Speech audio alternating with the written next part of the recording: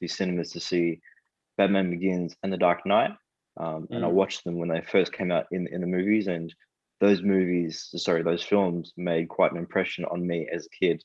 And that really made me appreciate film overall. And it's always been such a passion of mine, film overall. From that, Christopher Nolan is still my favorite filmmaker ever. I've seen all of his films to date, including a lot of them in IMAX as well. But when Christopher Nolan finished the Dark Knight trilogy, Warner Brothers tapped him on the shoulder and asked him to do a Superman film. He then said to Warner Brothers, "No, I'm not the man for the job, but I think I know the man who is, or who might be Zack Snyder." Of course, so with his personal recommendation, that made me really pivot my keen eye towards Zack Snyder as a filmmaker. And I had high hopes going into Man of Steel, and seeing it. And I brought my family with me to see it. They were quite impressed. I was very impressed with it as well. And so from that point onwards, I've been quite a fan of Zack Snyder moving forward. But I've also seen Batman vs Superman in theaters as well, which was absolutely incredible. Fantastic. And even though The Dark Knight is probably one of my favorite films ever, I do think Ben Affleck's rendition of Batman in Batman vs Superman is the best version of the character we've seen. Yeah, I definitely agree. Yeah. He's the best live action Batman. I don't know how anyone could deny it. It just doesn't make any sense to me. No, but you're exactly right, man. And I think it's definitely something that's exciting. So, like for me, I want to know where you're at with the Snyder Cut community. Obviously, you've been sort of paying attention, but can you like maybe talk on what it is that you are aware of with the Snyder Cut? And like, so I remember a while ago, maybe like it's got to be 18 months ago, sort of mid 2018, 2019, maybe mid 2019, you saying to me, and I'm going Snyder Cut, and you go, is it really going to happen? What are the chances you think it's going to happen? And I just said 100%. I'm like, they can't hold off. They can't hold off much longer. It's the fruit. We're so close. It's going to happen. And my passion and faith wasn't. It was a while. It was another year after me having that conversation before they announced it. But either way, like I think it's definitely interesting to have these discussions. So tell me, where you're at. I know your knowledge of where everything is different to mine. So seeing all this new footage and seeing all this stuff, what are you feeling? I'm feeling very optimistic. I cannot wait for the film. But the reason why I was a little bit skeptic early on, and no ounce of hate in my heart at all, it was purely I just want to get that clear for everyone watching. It was more of like because there was only I believe that there was only I thought that there was only a fraction of footage actually filmed for the Snyder Cut. I didn't think they had enough footage to make a complete film. How can and this is a very limited amount of information that I had. So of course, my perspective was kind of like how can they make a full-length feature film with only a fraction of the footage? But everyone's faith has been restored since the announcements. I've been following it ever since.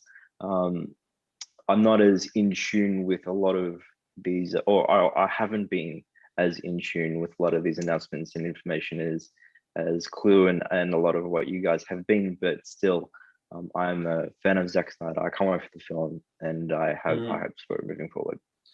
So I guess with that, we've got the screen share going here, and we're going to watch a bit of the footage that he's been dropping, and then just talk about how we're feeling regarding that. So we'll start with February 8th. which was the first little teaser. Now it was Super Bowl Sunday in America. And yeah, so he dropped the trailer or the little teaser announcing the trailer would drop on Valentine's Day, which is coming up now. I'm pretty sure that Zack Snyder's Justice League and Snyder Cut have been trending on Twitter worldwide since then. And we're looking forward to making it go even further. So let's watch this 15-second clip and talk about how we're feeling.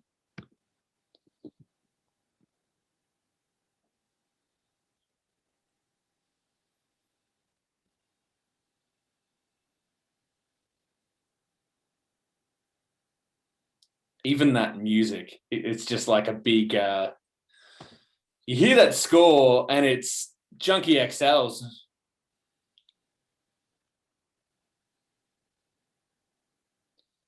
Yeah, just brilliant. Like I'm really excited for that. Like looking at that, obviously, like I feel like we knew that this was going to be what the footage was. We knew he was going to do something, and on Super Bowl Sunday, for him to drop this footage. Obviously, this is one of the big things when they announced Batman vs Superman. I think the Gotham versus Metropolis college football game was the first thing they filmed. I remember seeing footage of it as early as sort of 2014 from memory. And it was one of the first things that they filmed about it. So yeah, it's really exciting to see that, because it was obviously ultimately cut from the film. But yeah, how are you feeling on it? What are your thoughts? I'm feeling quite good. And Junkie XL, I think, was a personal highlight for me with Man of Steel, because Hans Zimmer, as well as Junkie XL, worked on, I believe it was a score for Man of Steel. On Batman vs Superman, yeah. But then Hans Superman, did, I think Junkie, Junkie and Hans teamed up for Batman vs Superman, yes. Oh, I didn't know that. I thought that it was only Junkie XL. No. So it was Hans Zimmer for Man of Steel, and then a joint project for Batman vs Superman before he ultimately handed the reins over to Junkie XL for Justice League. So that's it. I got my timelines mixed up. Yeah, that's it. That's right. No, you were close though. So yeah, I think it's very cool to be able to see this, and what it tells me already just from this 10-second clip that we're just watching them repeat now. Well, for starters, you don't see any sports that look like that, do you? Like, no, obviously, not at all. It's very beautifully shot with a slow-mo camera. Everything it is gorgeous. But what it tells me is like all that cyborg footage that was cut of Ray Fisher. Like, we're gonna get it back, and his backstory, and that's one of the most excited things that I'm most excited about personally, is seeing the cyborg backstory, seeing the Flash backstory, because and like, you know, I love Billy Crudup, who plays Henry Allen, Barry's dad, who was in one scene in the Justice League film we got. He's a phenomenal actor, and he was basically completely cut. So this just tells me we're going to get all of this backstory that we were missing before. I think this tells me we are getting a completely different film. It's I know it's not going to be communicated to the public, and the public will have a very narrow and small kind of perspective on, you know, it's just going to be a different version of the film. It's not going to be anything much different. It is going to be completely different. I'm going to do my best to tell my friends all about it, and to do their best and come see the film, hopefully in cinemas. COVID restrictions pending. But, IMAX, please, to the lords of IMAX. IMAX Melbourne, please. Luke and I, or Cool and I, will come personally to the first showing. I guarantee that. 100%. So 100%. Please make it happen. IMAX Melbourne, what does it cost to hire out your cinema if you're not going to play it theatrically? Just putting that out there. All right, let's move up. So here we got the Vanity Fair article that was the new footage of the Joker. So we'll bring that up. Just phenomenal. Just trying to see whether we can. I'm gonna have to pull this screen share up a little bit. Look at that, just stunning. it's just so good. Like, I don't know what we were getting beforehand, but I don't really want to subscribe. Not yet. Yeah. Yeah, it's just it's crazy. Like, personally, I was a big fan. I was a big fan of Jared Leto's Joker. I felt that he didn't quite get. I don't think he got the time. I think he's the only Joker who wasn't the main villain of his film. And I feel like he really suffered because of that. There were a lot of different things. I also think coming straight off Ledger, him being the first one since. Good point. Since Ledger, that it was always going to be something that was much harder to. Exactly. Yeah, it's just a much harder point to hit. But you can see here he's missing the tattoos. You know, in this interview, Zack said that he said something like maybe he's wearing makeup or something. I don't know. So we don't know exactly what the go is. I don't think he wants to give up too much right now. I think he wants to just keep a lot of it surprise. I think so. It's like a safe face. And looking at this too, like at the end of the day, if he wanted to change it, I don't really care. He's got the same scars over his face as he had, and I think he looks phenomenal. I'm interested to see what he looks like in color. I get the feeling we're going to see that in the next couple of days in the trailer. So that's exciting. I think so as well. Just looking at this too, his hands, like he's wearing gloves. I wonder whether that's again to cover up his tattoos that he had. Obviously, he had the heart, like the big laughing tattoo, so we could do the cover up of his smile when the grill was missing. So I'm really excited personally to see more of that and just more of Jared Leto. And like I've seen things today suggesting that we might be getting more. I know Zack has talked, I know Leto has talked about potentially working together on something. And I mean, it's pure speculation, but I would love to see them do Death of the Family from the Joker's perspective. It opens it up to, like, I'm just imagining this like psychological thriller where the whole film is Joker, and it'd have to be Dick Grayson because in the SnyderVerse, Dick Grayson was the one who was murdered. But I could imagine like a whole film that was set in this warehouse, and the sort of through line of the film was the Joker torturing him and talking to him, and then we saw different flashbacks and stuff around that.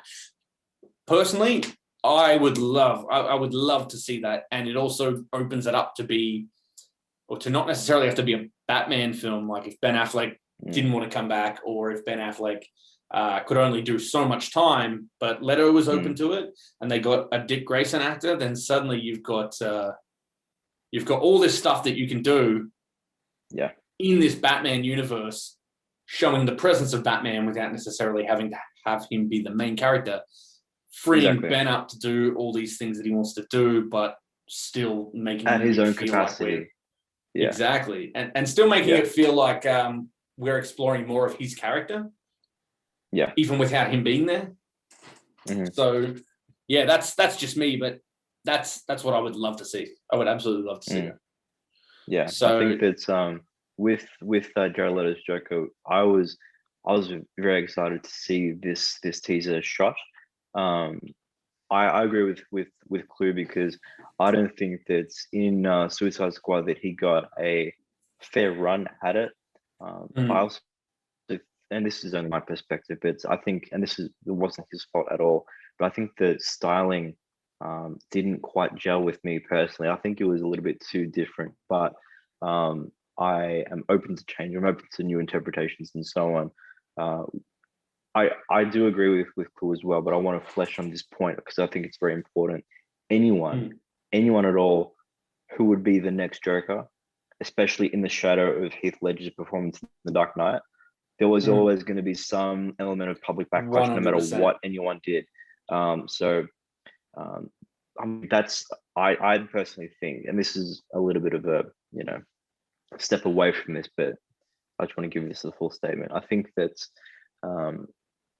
the Joker film with Joaquin Phoenix, I think that was a bit of an overrated film. I was not really a fan of that film, but his performance was pretty good. I'm very excited to see what Jared Leto's Joker will be like in the Snyder Cut, because I don't think that he got a fair run at it in Suicide Squad.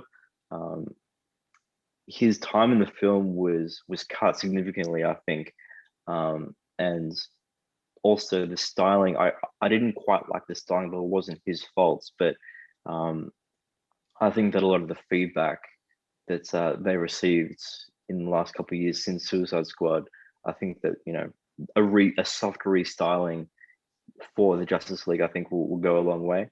And Jared Leto is one of my favorite actors. I think that he will knock it out of the park.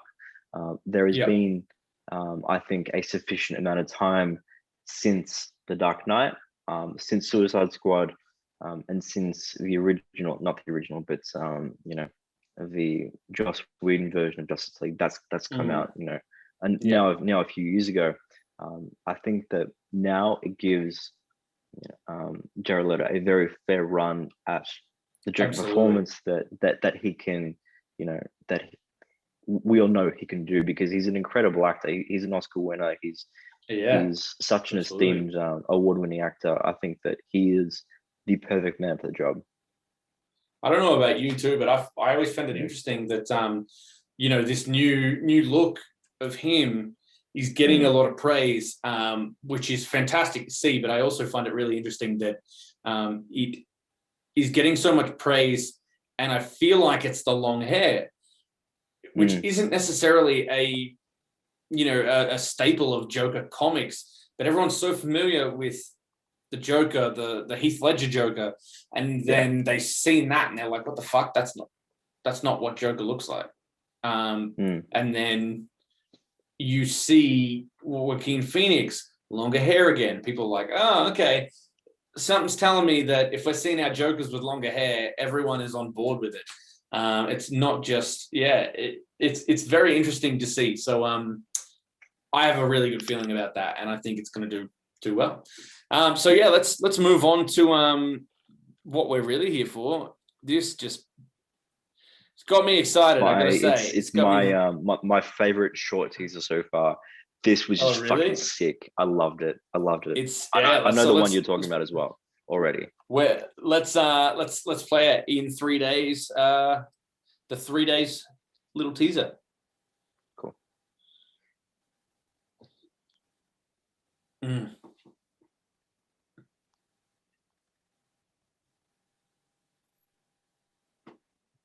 It just looks so awesome.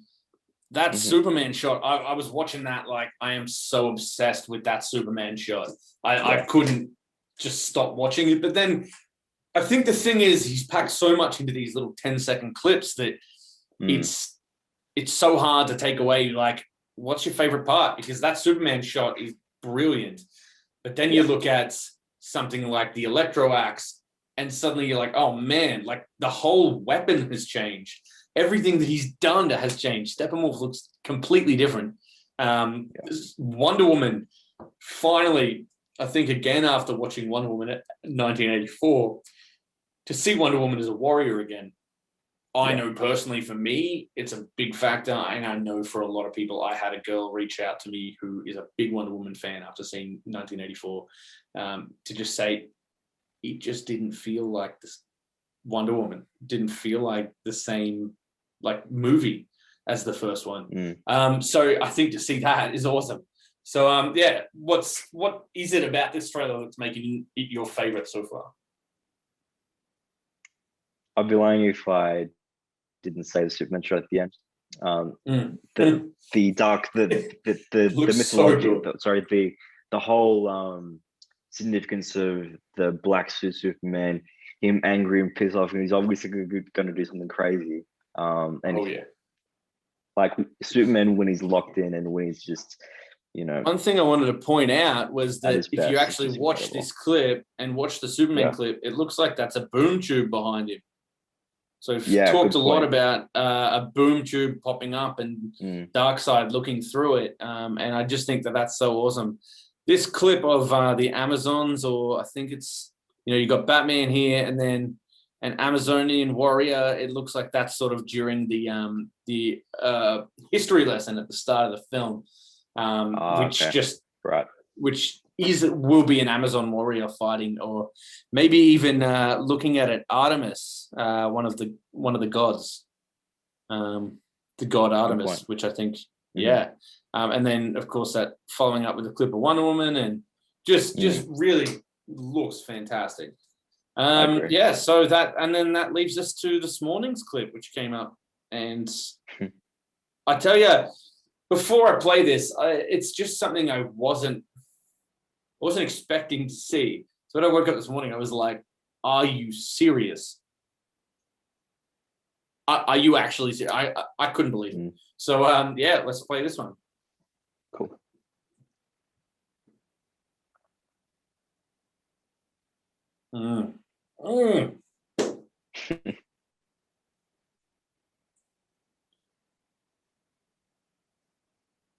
That looks nuts. So good. That was incredible. Good. I think the one takeaway that I have from this is seeing the team at the start of that clip is such a common shot that I was sort of like, I was almost a little let down by just this. Not let down in a bad way, but it was just when it was the first shot, I was like, okay, yeah, I know that shot. I've seen it a bunch of times, whatever. And then they hit me with this. They hit me with that Darkseid, Darkseid, and Granny goodness over here. And I was like, are you serious? I did see somebody saying, as if Darkseid would wear his symbol on his chest, he would never do that. And he just was getting ratioed with images of Darkseid from the comics with his logo. Just a hater. That made me laugh. People will find the smallest thing, complain about it, and it won't make sense at all. It's an interpretation of a film. It's an interpretation of the character. They can do whatever they want, really. So absolutely, I think it's faithful to the comics. I think it's perfectly fine. What I'd love to see, I'm praying we see, is some Darkseid Omega beams. Yes. I want to see those Omega beams like going around. I think it'd be brutal. So I think so as well. He's hoping. Come on, Omega beams somewhere. Next shot, what do we got here? Now, this is one that I thought was really cool.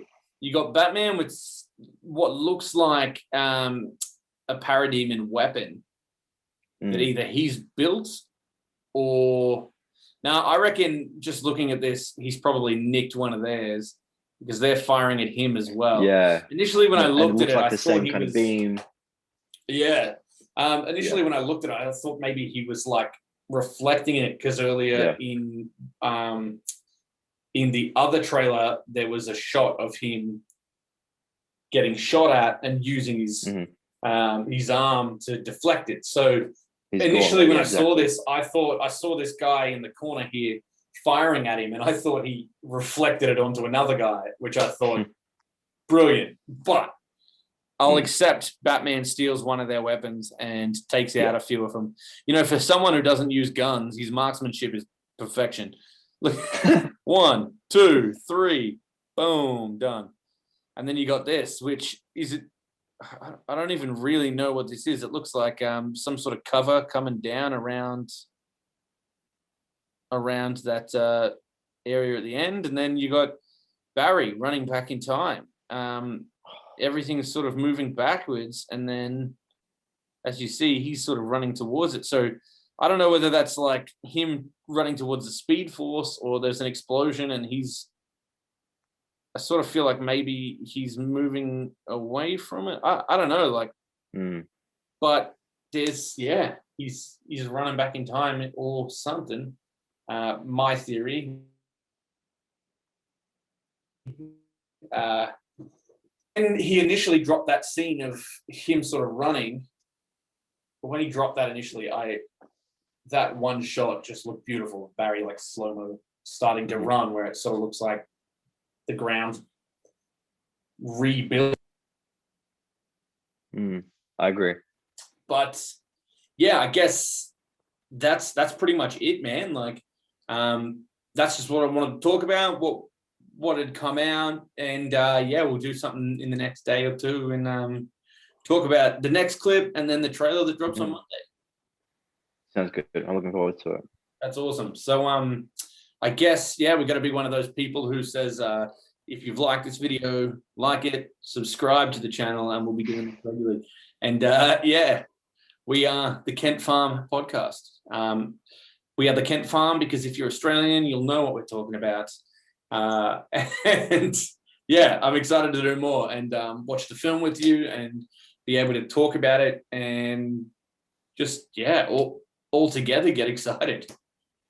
As well. I can't wait. And hopefully by the time that we see the film, I'll be wearing the hoodie just like Clue is. So damn right. We got to go. And we'll try and run something as well. I know that with AFSP in America, I would really like to do some sort of suicide prevention and awareness for Australia. So we might work out some sort of campaign for Australians here to donate to an equivalent sort of Australian foundation. Yeah. All right. Good. Well, we'll end it here. But mad love for checking it out. And Sam, as always, thanks for joining me. Thanks for chatting. And I'm keen to chat further tomorrow. Me too. Always a pleasure. Thank you, Luke. Mad love, mate. Bye.